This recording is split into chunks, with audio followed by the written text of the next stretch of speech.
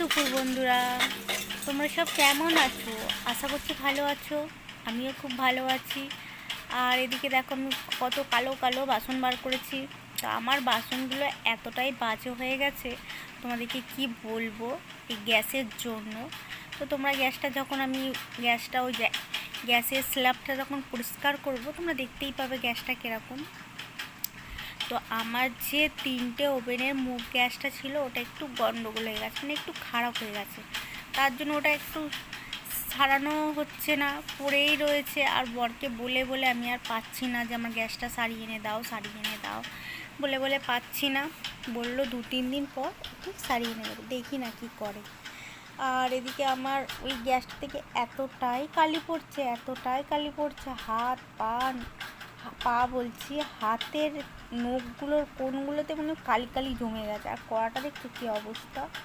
চলো আগে গ্যাসটা আমার সারিয়ে আনুক আমার বর, তারপরে এখানে যা যা বাজে বাসন আছে খারাপ হয়ে গেছে সব চেঞ্জ করে দেবো। কড়া থেকে শুরু করে মানে সসপ্যানটা, দেখো সসপ্যানটা আগে আমার চকচক করতো, আর এখন দেখো কালো সসপ্যানের গেছে, কিন্তু লং স্টিকের এটা। তো এবার চলো এইগুলোকে মেজে ঘষে নিই। মেজে ঘষে নিয়ে ঝটপট করে ঘরটাকে মুছতে হবে। ঝাড়ু দিয়ে ঘর মুছবো। আর আর আমার বাসন মাজতে না একটুও ভালো লাগে না, এতটাই বাসন জমে গেছে না, এতটাই জমে গেছে। বাসন মাজতে মাজতে রান্নাঘর পরিষ্কার করতে করতে আমার 1 ঘন্টা প্রায় চলে গেছে। আর এদিকে দেখো আমার বাসন মাজাও শেষ হয়ে গেছে। আর এদিকে আমি মশলা, এখানে জিরে, ধনে, একটাতে লঙ্কা গুঁড়ো আর একটাতে হলুদ গুঁড়ো, আর এই বড়টাই নুন থাকে। তো ওইগুলোকে ভালো করে মুছে রাখলাম, কেন রান্না করি দেখতেই পাচ্ছ ওভেনের পাশেই। আর রান্না করি তেল মশলা ছিটকে ছিটকে লাগে, তো দাগ দাগ হয়ে গেছে, ওই জন্য একটু কাপড় দিয়ে ভালো করে মুছে নিলাম, দিয়ে গুছিয়ে রাখলাম। ওদিকটা আমার পুরো পরিষ্কার হয়ে গেছে। আর এদিকে কিছু আমার জিনিস ফুরিয়ে গেছিলো, বরকে বলেছিলাম, বর অনলাইনে অর্ডার করেছে। বাবু দোকান কোনো দিনও যায় না, শুধু সব কিছু অনলাইনেই অর্ডার করে। তো সে কটা জিনিস এনে তখন বাইরে পড়েছিল, তোলা হয়নি, এখন আমি তুলে রাখলাম গুছিয়ে। আর এই দেখো আমার ওয়াশিং মেশিনের আগে একটা কভার ছিল, তোমরা দেখেছো, সেটাকে চেঞ্জ করে এই কভারটা নতুন কিনে লাগালাম। আর বিছানা তো আমার এখনও গোছানো হয়নি।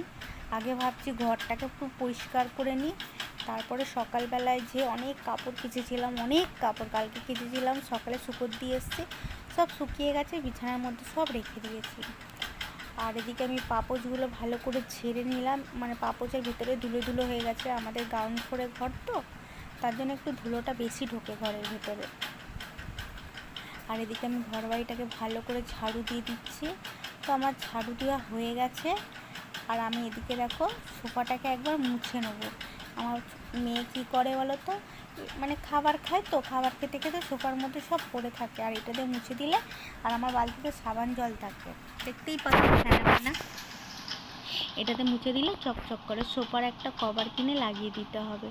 ওই কভারটা পুরনো হয়ে গেছে, মাঝে মাঝে লাগাই, আর মাঝে মাঝে আমি তো অত লাগাতে পারি না, এটা আমার বডি লাগিয়ে দেয়, আর ও এখন লাগাইনি বলে খোলা পড়ে রয়েছে। আর চল এবার ঝটপট করে ঘরটা মুছে ফেলি।